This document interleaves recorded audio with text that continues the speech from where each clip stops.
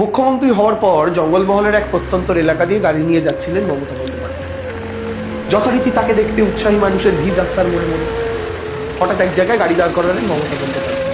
দেখলেন কয়েকজন ছাত্রছাত্রী খালি পায়ে হাতে একটা প্লাস্টিক নিয়ে কিসের জন্য যেন অপেক্ষা করছে। দিদি বললেন, তোমরা স্কুলে যাবে না? বললো, দিদি স্কুলেই তো যাচ্ছি। দিদি অবাক হয়ে বললেন, বুট জুতো কোথায়, ব্যাগ কোথায়, হাতে প্লাস্টিক নিয়ে যাচ্ছ কেন? তাদের মধ্যে থেকে কেউ কেউ উত্তর দিয়েছিল, দিদি দিন আনা দিন খাওয়া বাড়িতে জুতো মোজা কিংবা ব্যাগের স্বপ্ন দেওয়াটা বাহাল্যতি। মমতা বন্দ্যোপাধ্যায় সেই মুহূর্তে ঠিক করেছিলেন একটা প্রতিজ্ঞা। সাথে সাথে ফোন লাগিয়েছিলেন তার শিক্ষামন্ত্রীকে এবং ঘোষণা করেছিলেন এক অনন্য প্রকল্প। বাংলার কোনো ছাত্রছাত্রীকে যেন আর খালি পায়ে স্কুলে যেতে না হয়, হাতে প্লাস্টিক নিয়ে স্কুলে যেতে না হয়।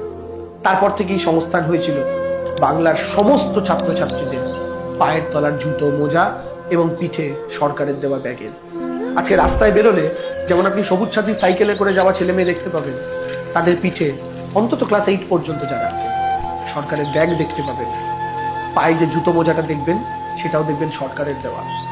একজন মুখ্যমন্ত্রী কতটা মানবিক হলে তার দৃষ্টি পাড়ার গ্রামের সেই বাচ্চার খালি পায়ের দিকে যেতে পারে। সেই হাজার হাজার গরিব ছেলে মেয়েদের পায়ে জুতো এবং মোজা তুলে দিয়েছিলেন বাংলার হাওয়াই চপ্পল পরা মেয়েটা।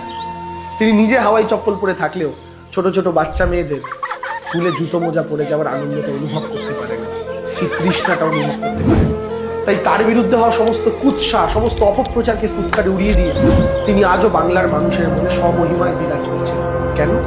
কারণ বাংলার ওই মানুষগুলোর যন্ত্রণার কথাটা শুধু তিনি অনুভব করেছেন। শুধু সোশ্যাল মিডিয়ার ক্যাম্পেনে নয়, শুধু টেলিভিশনের বিতর্কে নয়, শুধু দিল্লি কাঁপানো সাংসদের বক্তৃতায় নয়, মাটিতে, বুথে, মেঠো রাস্তায় আর ওই ছেলে মেয়েদের পায়ের পাতায়।